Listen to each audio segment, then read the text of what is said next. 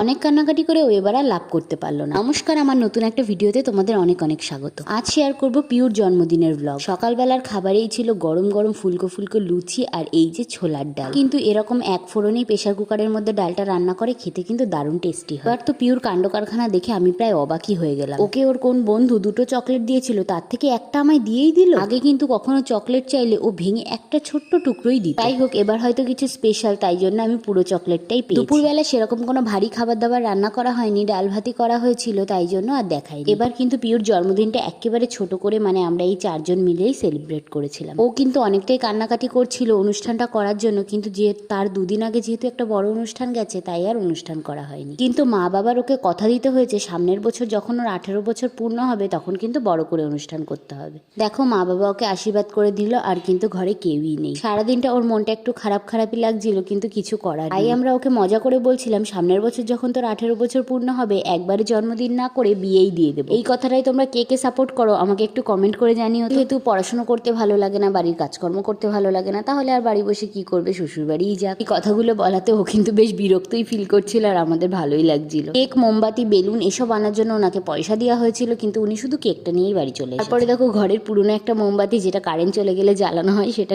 নিভিয়েই ওর জন্মদিনটা উদযাপন করে। এটা মনে হয় ও ফোন দেখেই শিখেছে যে মোমবাতি নেভানোর পরে কোনো একটা উইশ করতে হয়। জানি না, এত বছরের জন্মদিনে এটা তো আমি প্রথমবারই দেখলাম। তারপরে দেখো, মহারানী নিজে নিজে কেক কেটে নিজে নিজেই খাওয়া শুরু করে দিয়েছে। আমরা বলছিলাম তাহলে আমরা দরজা দিয়ে চলে যাই, তুই তাহলে একা একাই কেকটা খেতে থাক। তারপরে হয়তো ওর মনে হলো যে সামনে তো 3টে প্রাণী দাঁড়িয়ে আছে, তাদের একটু একটু করেও কেক দেওয়া যাবে। প্রথমেই মায়ের ডাক পড়লো কেক খাওয়ার জন্য। দেখো, মাকে কেক খাইয়েও হাতগুলো চাট। আর আমার বাবাকে তো ক্যামেরার সামনে আসতে বললেই এরকম হাসির মতো মুখ করে, যেটা দেখলে আমরা সবাই হাসতেই। আমি তো ভাবছিলাম আমাকে মনে হয় ভুলেই গেছে, ক্যামেরাম্যান হিসেবে ধরছে। তারপরে দেখি না, আমাকেও ডেকে কেক খাওয়ালো। তারপরে দেখো, চলে এসেছি রাতের খাবার দাবারে। রাতের খাবারে মা বানিয়েছিল 1 হাঁড়ি গরম গরম বিরিয়ানি। বিরিয়ানির ঢাকনা খুলতেই তো গন্ধে পুরো ঘরটা মোমো করছিল। আচ্ছা, তোমাদের কি ভালো লাগে, বাড়ির বিরিয়ানি নাকি দোকানের বিরিয়ানি? আগে কিন্তু অনেকটা পরিমাণে বিরিয়ানি খেতাম, কোনো কথা হতো না, কিন্তু এখন এবার দেখলাম যে অনেকটা পরিমাণ কি, যেটুকু দিয়েছে তার অর্ধেকটাও আমি খেতে পারি। বিরিয়ানিটা খেতে কিন্তু দারুণ টেস্টি হয়েছিল।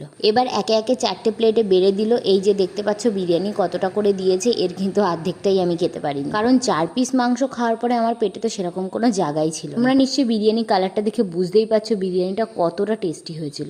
চলে যাচ্ছি, দেখা হবে নতুন একটা ভিডিওতে। প্লিজ পাশে থেকো।